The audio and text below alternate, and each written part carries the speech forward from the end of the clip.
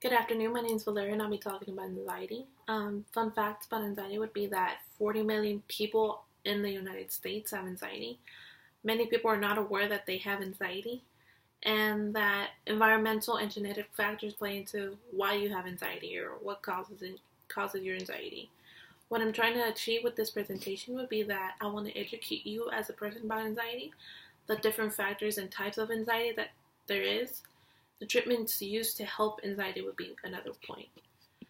What is anxiety? It's a theory made up in the 20th century by a theologist and a psychologist trying to see why people keep looking for the good feelings in life instead of the bad feelings. Anxiety would be whenever you go into a test and have butterflies in your stomach, or whenever you go on your first date and you don't know what to say and you have that gut feeling because you feel like you're just going to mess it up.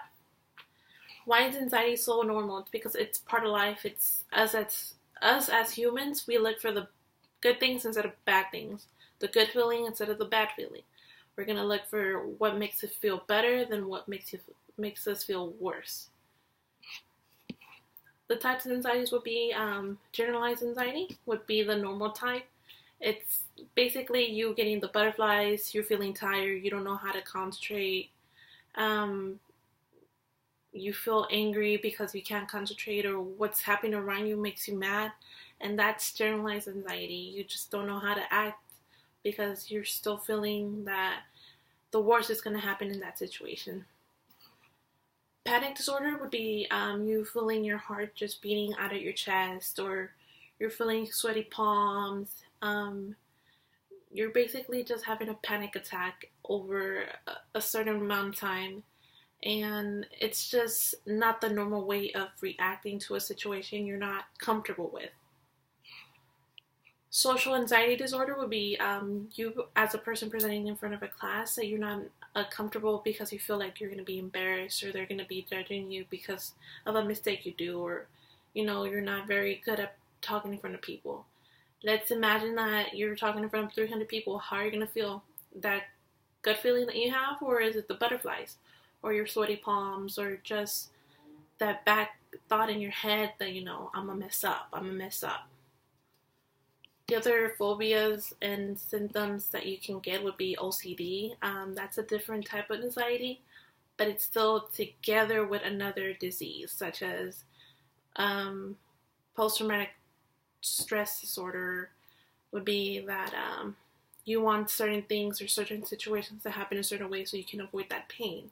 OCD would be you're believing that since you didn't clean something very well, that it's going to come back and haunt you. Post-traumatic stress would be that, you lived in a situation that, as a veteran, let's say you fought someone and you killed someone.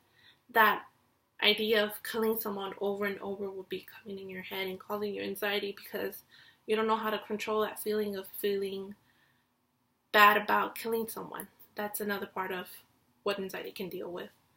And anxiety and depression go hand in hand. That's why it's so common for you to have anxiety and depression at the same time.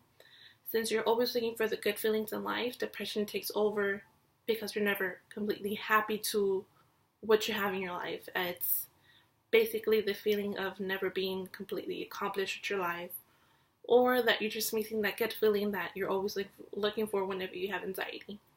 And it's sad because it's the leading cause of disability in the U.S. from the ages of 15 to 44 years of age.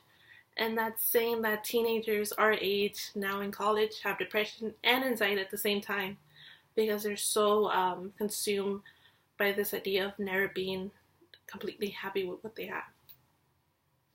Risk factors, environment.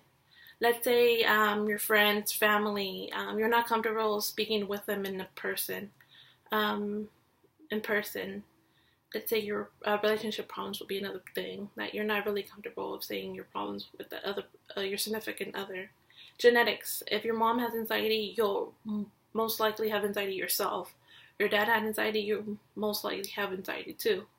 Physical illnesses. Let's say a kid with syndrome of Down, they're more likely to have anxiety because they're so constantly judged by other people.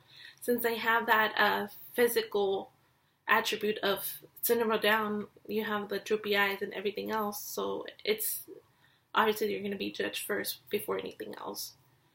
Treatment for anxiety would be therapy, talking to someone about your problems, talking about them, how you feel, and everything else. That helps you. Medicine, antidepressants, anti-anxiety, beta blockers to cause those good feeling hormones in your body so you can be happy and be full of energy and everything else.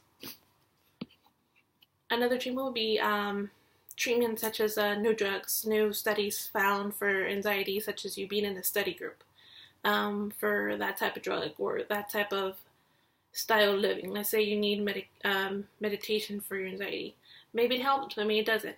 Self-help would be self-help and support groups would be your way of feeling better about yourself with no help, or feeling better about yourself with the help of other people that have anxiety or depression or any other disease dealing with anxiety. Pets always make you happy. They make you have a warm feeling inside whenever you're feeling sad. Obviously, that's how I feel when I see my puppies.